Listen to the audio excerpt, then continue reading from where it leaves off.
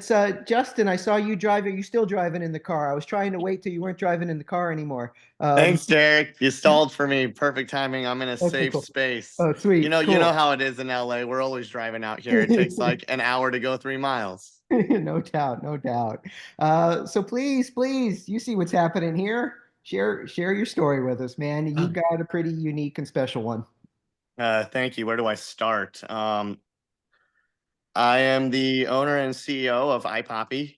Ay Papi is a craft cannabis solventless lifestyle brand. Solventless lifestyle through and through, not just for cannabis, but just taking that lifestyle further out, trying to eat clean. And this is kind of where it all started. But really, iPoppy would not be where it's at without the Ganjier program. The Ganjier program, similar to what Dar shared, really helped to shape the mission, the pillars, and the core values of iPoppy, what we stand for. It gave us a compass. I was very similar to where Darsh was in the summer of 2022. I was just starting the company. We hadn't launched our first SKU yet. So this was really the lighting of the dynamite. And if it wasn't for the Ganjier program, I would not have been linked up with uh, Johnny and Rose over at Huckleberry Hill Farms. Just amazing craft cannabis farmers that bred and grow the Whitethorn Rose. If you're not familiar with the Whitethorn Rose, it's a perennial award-winning strain. It was 2024 High Time Strain of the Year, and we're super lucky to be working with a cultivar of so much magic and with so much story and so much history to it. And that's we built a brand off of Whitethorn Rose. And just to go a little bit back on that, when I was doing my R&D testing for like what type of flavors we wanted to release with, I experienced the Whitethorn Rose at Emerald Cup. And immediately I was like, oh my gosh, very similar to when other people try Whitethorn Rose. They're like, whoa, this is different. It's almost like an awakening, inspiring experience where you're like, cannabis can be like this. Wow, incredible. And immediately I was like, who grew this? I don't know who they are, but I'm fanboying already. And if I ever get a chance to meet them, I just need to tell them the Whitethorn Rose, hands down, is my favorite strain within seconds of consuming. And yeah, so I went to the Ganjier program. I didn't know, because foolish of me, I didn't hop onto the Zoom. So I didn't know that you go visit a farm on your second day. And it's kind of random. They don't tell you what farm you're going to visit. And it just so happened that the farm we were going to visit that day was Huckleberry Hill Farms. And I was like, what do you mean? Huckleberry, like Whitethorn Rose, Huckleberry Hill Farms? And Chef Alex over on the campus was like, yeah, Whitethorn Rose. I'm like, okay, I'm going to try to keep my cool now. And we go there. It's just a beautiful, magical farm. To hear about Johnny's inspirational story, his story of how he grew up, the story of the community with his mother, the sacrifice of what goes in, the courage of what it is to be a legacy farmer. That was it. It literally was a dream come true. I got to tell them right to their face, like, hey, Johnny, this is my favorite strain ever. It changed my life. And I just want to shake your hand and say thank you. And then he kindly said, well, I don't have an exclusive and I've got some material here. If you want it, we can shake on it. And we shook on it and ran with it. And that was 2022 harvest.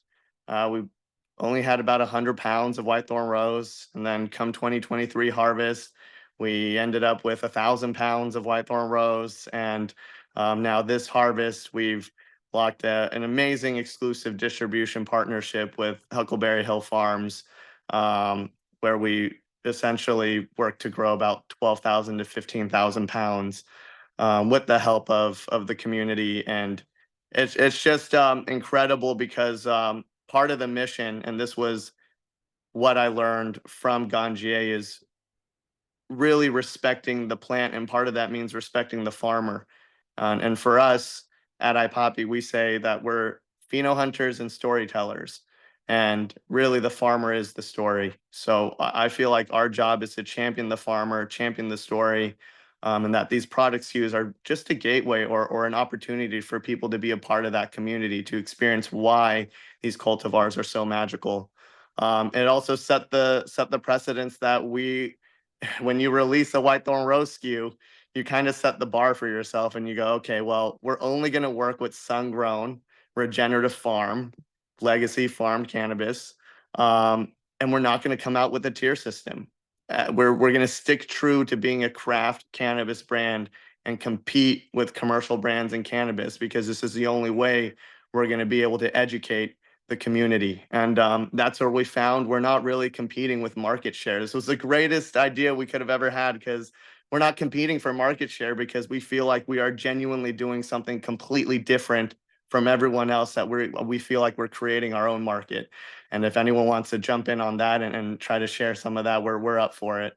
But that's been the goal, is get Whitethorn Rose out to as many brands as possible, so that more people can experience Whitethorn Rose, have it be a household name, champion the farmer, and rinse and repeat this with other farmers like Mattole Valley Sungrown, Whitethorn Valley Farms. I mean, their story, Galen and his father, and what they've done for the Back to the Land movement. All these amazing farmers have these just phenomenal stories. And I feel like every time we drop a strain or a flavor, it's like a new episode or a new soundtrack or a new hit song. And it's beautiful, and this community has been amazingly supportive. I don't think we would have won the Emerald Cup and the California State Fair last year this year if it wasn't for the entire Ganjier community really championing us. And really, it's amazing to see a community that is so eclectic but has like such a common denominator in what we stand for and what we believe in. And the proof is in the pudding. To see what Greg's been doing, Dr. Greg, he's a heady stoner now. That Don't let that guy fool you. He's dabbing globs and globs and globs of hash. He's got an awesome setup. I know Derek's got a crazy setup now. And Darsh is just like, to see what she's done from 2022 to now.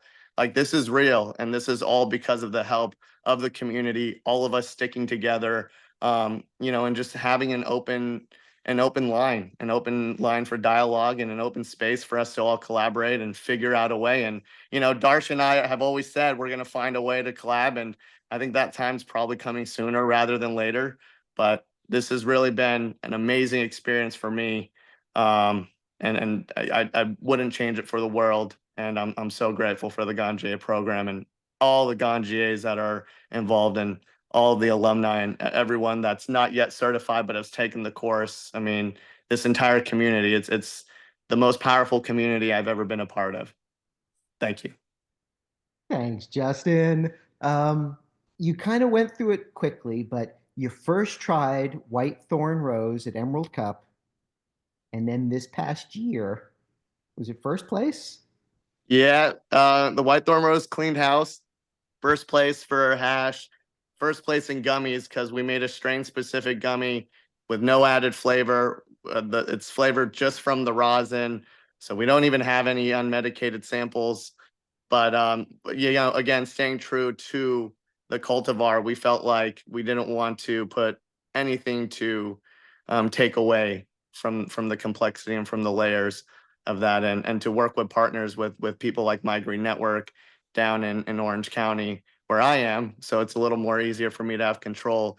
These are also people that have just so much respect for the plant. And I know I've got 3 of the guys over there that are going to be joining the Ganjier program themselves, just because they've seen how much value it's brought to all of us down there. And they just want to jump in and get involved and get embedded now. And it's incredible. Yeah, it's pretty awesome. And we're about to release a Whitethorn Rose rosin cart now. And I think you guys are going to see probably about 10, 12, 15 different brands with Whitethorn Rose this next year that we've started pre-selling to. And for the first time ever, from my understanding, the farmers that we're working with, Johnny, he's getting COD, cash on COD on pre-orders, because we were able to the build the story, build the brand for the last year and a half, and build the appetite, so that this harvest, there were plenty of people knocking on the door saying they wanted fresh frozen. And we were finally able to lock in those full COD deposits with some of them months in advance, and that's huge because harvest costs are no small feat. And me going up there over harvest, Johnny and them, and Dylan and Ari at Catch a Cloud Farms and Galen at Whitethorn Valley Farms, for them to open their farm and allow me to experience that, it's no small feat. It's a lot of hard work, and we have no idea, for those of us that are off the mountain, what the logistics that goes in and how much more difficult it is to do anything in the mountains. It sure is. Thanks, Justin. I love hearing that COD because that's how the cannabis business was for a long, long time. COD. Excellent, man. Cool. Thank you so much, Justin. Thanks for joining and sharing today.